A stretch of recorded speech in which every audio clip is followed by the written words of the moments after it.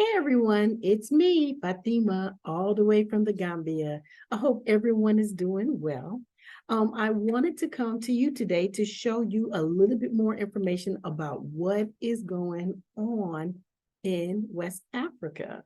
So I'm hoping you can all see my screen and everything. But before we start, do me a favor, go ahead and click that like button for me. And if you're not a subscriber, welcome and please consider to subscribe to my channel. And also, just to let you all know that if you really want to support the channel, go ahead and go to blackwomenetworking.com and actually look at some of the books that I have written or some of the stuff that I've done and actually make a purchase. That is the best way to support me. Also, if you're ready and you're thinking about coming to Africa, if you think about coming to West Africa, to Gambia, or even Ghana, thinking about consultation, you can reach out to me, go to the African Connect and click on Lady Fatima's page and you'll see my if you click on the marketplace, you'll see my consultation banner up there and consider to get a consultation. So that way there's some things you need to know before you come to visit. Okay, you all. So look, I want you to look at this screen. I'm getting ready to play this interview that I found on Al Jazeera English. And I love this lady. I cannot pronounce her name though. I'm going to show you her, but she is going to talk about some of the stuff that's going on here in West Africa. And it looked like it's starting to get over there to Central Africa. But as you can see, you all, they have had many military coups in Africa since 2020. So there is an awakening going up. And just let me tell you, now they have hijacked the word awakening, where it was our awakening. And now they're coming to having an awakening. So y'all check this out. Check this interview out. Sudan, Burkina Faso, Gabon, Niger. The West looks at this like maybe there's a problem going on here. How do you look at it? There is a serious problem for the West, for sure. I think the West did not see it coming. However, it was very naive of the Western nations to think that the exploitation of Africa was going to continue unabated forever. Correct. The West is definitely, if I may use four-letter word, not so kind, they may be pissing in their pants because what's happening in Africa is indeed a revolution. And a revolution that's way past you. Love her. So you see it as a revolution, but what kind of revolution is it in the sense that do you think this is throwing off repression from France, from the United States, from other nations? What kind of revolution do you see as underway? Well, I like to think, if I were to use the biblical term, this is a revelation among Black people. They're waking up and realizing that what has been happening is wrong, is wrong, is wrong, and change must come. Yes. And for true change to come, it must be brought by the people. What you are seeing is an African electorate that is now awoken, that is informed. They understand the real issues. Yes. In the past, Africans have been misinformed, misled, and given false information and being thrown a shiny object and being told only the African heads of states are the problem. But now they understand the invisible hand and the role that the invisible hand is playing to make sure that Africa remains where they want Africa to be. The African heads of states, particularly those heads of states of the former French colonies, majority of them were just puppets put in place to continue the same French legacy, which basically boxed them in, where it said you have no control of your military, you have no control of your natural resources, you have no control of your finances, and if you continue from those three areas, you are free to rule your country any which way you want. What power does that president have? And in the past, any president that has tried to back the system and do something about taking control of the financial resources, and I'm talking about African countries depositing their bank reserves with France, I'm talking about African countries giving up their natural resources, no value addition, France having first right of refusal for all the natural resources discovered yet to be discovered, France companies having first right of refusal for all contracts, large, small, private, public, France having military presence in those countries, and France having the ability to invade them in the event that they feel their interests are being violated. France, making sure that those countries can only be trained by France, the military can only be trained by France. The military equipment can only be bought from France. Come on now. Our people didn't understand all this. Right. So we can change African heads of states in those former French colonies like we change clothes. If those fundamentals are not addressed, nothing is going to change. Understand? She went in. I'm just letting you know. She went in. Arikana, I think it's Arikana. I'm not sure, but you know what, y'all? She went in. She's telling the truth. She went in, and France is the main culprit on this. I just think that if we end up getting France, if Africa can get France out of that type of leadership, I think we will be able to rise. I think Africa as a continent will be able to rise. But I'm so glad that the African people or the African governments or the military is starting to wake up and starting to see who is the real beast here. Who is the beast? They're starting to see it. And I think they need to keep moving. They need to keep moving forward. But I'm saying to make sure they move forward with prayer. God is he's making a move. God is making a move. He is getting those puppet presidents out of the way. Africa is on the way to rise. Let's keep listening, y'all. Where the real problem is, the real problem, like I've always said, the biggest risk to peace and security in Africa is France. Let's make no mistake about that. We have other former colonizers. Yes, they still have a stronghold in Africa through their multinational companies that continue to siphon billions out of Africa every year. We are aware of that. But the biggest problem when it comes to former French colonies is France. Its roots are so entrenched in those countries. And now France is trying to expand into other nations. Until we address those agreements African countries were forced to sign, nothing, and I mean nothing we do, is going to bring us the true economic liberation, which is what Africa needs, which is what Africa was denied when African countries were being given their independence. We are now dealing with an African electorate that understands what is really going on in Africa. Well, let me. Okay, so I think there's some folks that are starting to get a little nervous. I think they're starting to get a little nervous and they're starting to see some things. They're starting to see that we're seeing what's happening, or the African people are starting to see what's happening. For way too long, they've been taken advantage of. African people have been taken advantage of. And I am just so elated to see that Africa now is going through their awakening. They're nervous. You know they're nervous because there's a couple of videos out there that now they're talking about. There's a lot of countries that's coming out. I guess maybe a lot of European countries that's starting to come out to say, oh, well, maybe we should join the BRICS too. Too late for that. No. Stay where you're at. I'm sure y'all are very comfortable where you're at for now. But winter's still around the corner, baby. Winter is still around the corner. But I think they're getting a little nervous now. Now they're getting a little nervous because that means that if France could be put out of Africa, who else can be put out? Let me ask you, Ambassador, let's take Niger for a moment.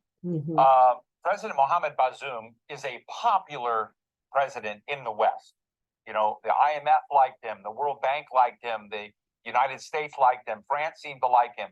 I would like our listeners to understand the gap in the popularity of someone like President Bazoum and performance, and what is going on that makes that revolution, that coup as we see it in Niger, a different story than we're seeing. The performance that you're talking about is the performance of what Nigerian minerals are doing to French education, exactly. to French healthcare. That's the performance you're seeing. Exactly. You tell me, why is it that 95% of Nigerian uranium is powering over 30% of France, while over 70% of Nigerians have no electricity? Right. How is that okay? How is even President Bazoum proud of himself with that fact? There is not You better tell it, sister. Oh my gosh. That's what I've been saying, y'all. It makes no sense for them to get majority of the uranium. And yet Niger has like less than 30% or something like this. Is way low, a low number of electricity. I'm telling y'all, they're starting to wake up. I'm so glad that they're starting to wake up. And you know what? I got another video for y'all talking about these prices now. But yeah, let's get through this one. I'm so happy. Sister, go in on them. Go in on them. I like her, y'all. I like her. Development in Niamey. I was in Niamey a few years ago when we had the AU summit. It was pitiful to see the level of underdevelopment that Niger has. There is no development in Niger. Let's make no mistake about it. Right. Niger is the second poorest country in Africa, in the world, in fact. So how can President Bazoum be proud of himself? What development is he talking about? Wow. You're talking about developing France? There is no development in Niger. One of the poorest countries on earth. And of course, IMF would love them. World Bank would love them. France would love him. Because wow. Wow. She's so right. Oh my gosh. Wow. I didn't know that Niger was the poorest or the second poorest country in the world. Dang. Wow. You're right. Their president should have nothing to be proud of. He has nothing to be proud of. But yet, I'm telling y'all, France is sitting pretty with that Eiffel Tower. Anytime when y'all see any lights, think about it. Every time when you all see lights on that Eiffel Tower, when they light it up, whether they're having a parade, a celebration, whatever the function may be, know that those lights are courtesy of Niger. Know that. Why Niger is sitting in the dark. Wow. Go in on them, sister. Go in. the exploitation to continue. And that's why the people are rising up to say, if you can't stand up to the bullies and tell them that the exploitation can no longer continue, and look President Macron in the face and say, President Macron, how is it okay that my money, my bank reserves, my natural resources are funding French education, are funding French healthcare, are funding French infrastructure? How is that okay, President Macron? Answer us. Africans in Niger, they want to know. So when you tell me that he is favored by the West, it makes sense. But he's definitely not favored by the people. Wow. Because there is no development. Let's be serious here. Let's stop pushing lies about what's happening. They know the exploitation is happening. It's happening in Niger. It's happening in Burkina Faso. Yes. It's happening in Mali. Yes. It's happening in every African country. Yes, yes. Let's make no mistake about this. We're sick and tired of giving up our lands to Western nations. African children, they need to eat too. African children need to go to school. African children need good healthcare systems. Behind all that abuse, we need to let the Western world know that there are millions of African children who are going hungry. Wow. I love her. I love her. I love her because she's saying she's straight to the point. She's telling the truth. Y'all, is it fair? Is that fair? Now France is all worried, and some of the other Western countries are all worried.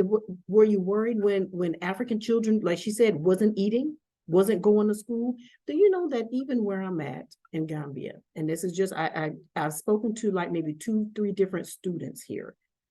Do you know that they don't even control the curriculum that they're being taught in school? It's controlled. Some of them go to the international schools. And you already know what they're learning. They're not learning anything about Gambia's history. They're not learning about Africans' history. They're not learning about some of the famous leaders that we have here, like this young woman right here. They're not learning about them. They're learning about European history. Why? Why? Why are you learning about European history? Do you know in one of the schools, I can't tell you the name of the school, but one of the schools, they have to only speak French, Arabic, and what was the other language? It was French and Arabic that they can only speak. And it's one more language, and it's not even their native tongue language. English, that's what it was, English.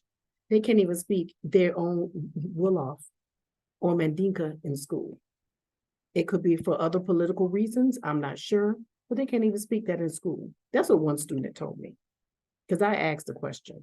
But the education is not even controlled by the own African people, by our own government here. It makes no sense. It makes no sense. But she's speaking truth. She's speaking truth. It's time. It's time for them to let. They need to get their foot off of Africa and let us rise. Millions of African children who are dying. Millions of women, African women who are dying, giving birth to another life. Millions of African youth who are unemployed, all because the Western world is continuing with the agenda of exploitation, exploitation, and exploitation of the African continent. That era is over. Yes. And we're coming together as Africans and saying, enough is enough. This has got to stop. From a practical viewpoint, and I just want to challenge you for a minute. I think a lot of people in France who might say, hey, we've got to do something, we have an obligation to do something, see their resources as necessary. How do you get it right? Because if you go to no resources coming into these countries, is that okay? Or what would you advise those in the international development field to begin using as their North Star in how to get this equation right so that Africa can grow on its own terms, but that it's not necessarily cut off from the rest of the world? Okay, so y'all see that. Y'all see how he's already asking about, well, yeah, we want y'all to grow, but we still need the resource. We still need y'all to feed us. We still need y'all to give us the uranium. That's what he's pretty much saying. He wants to just make sure that, okay, you can have your awakening, you can have your little freedom, but can we still get our resources? Because we don't want to be cold when winter time comes. We don't want to be hungry like the other African children that's hungry. We don't want our kids to stop our kids from going to school. You see how he's already asked the question? He's worrying about himself. He's worried about the France people. My question is, were they worried about him? When all this was happening, were y'all worried about him? When y'all was going to birthday parties and having a good time at the parties, going to see the movies, going out to eat? Were you worried about the African people in Niger? Were you worried about that then? You weren't. I think that's a selfish question that he just asked. I think that's a very important question you're asking, Steve. We're not asking that the Western countries we should just cut them off. No.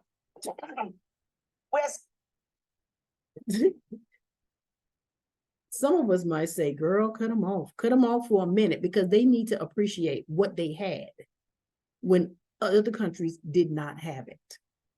Some of us might. Saying the parasitic relationship that these Western countries have with African countries has got to come to an end. We are simply saying we do not need aid, we need trade. They must come to Africa, treat us with respect, treat us as equals. You take, for example, Niger is selling its uranium to France for 80 cents a kilo. 80 cents. When the rest of the Western countries are buying the same uranium at $200, 200 euros a kilo. It is amazing. Over 99% of the value of their uranium is going to France and other Western nations. Exactly. Value that should be coming to Niger. That is wrong. It is slavery of the highest order. We're simply saying, come to Africa and treat Africans fairly. Trade with the Africans fairly, just like you trade with other nations. And yes, sir, we need foreign direct investment. We need our Western allies, but our Western allies must understand Africans are humans too. Their needs are just as important as the needs of those citizens of the Western nations. Ambassador. Wow. Wow. Okay.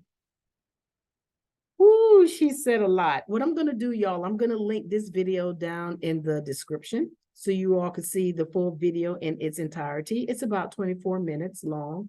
And y'all, I love her, and I'm going to learn to pronounce her name. There's a lot of African names that I have to try to teach my tongue how to say. So I definitely need to know her. I know her by face. It's just her name. But you know what though? She is so on point. This woman is phenomenal. And I'm praying that one day she will be in charge of the AU, the African Union. I know I'm not sure if she's working at the African Union right now. I think she's applied for some type of position at the African Union, but she needs to be in charge of it. And I hope she gets there.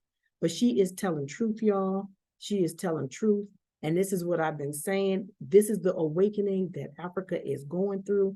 And we're going to pray for that awakening, y'all. I'm so excited about this woman. I'm so excited about what is going on, y'all.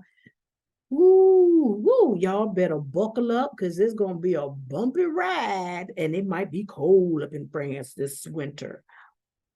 I'm just saying, but I'm praying that Niger, Burkina Faso, Mali, Chad, Sudan, Gabon. I hope we get it right. Because right now, whether you realize it or not, God is on your side. And if God is on your side, and nothing else don't matter. Move forward with your true independence. Oh my gosh. I'll put a video down below, y'all. Hey, leave your comments. Share this video. Give me a thumbs up. Like it. And let's keep this information flowing to you, okay? All right. Fatima out. Thank you for watching, and I hope you enjoyed the video. Don't forget to like, comment, and share. If you're not a subscriber, click the subscribe button so that way you could be notified of our upcoming videos.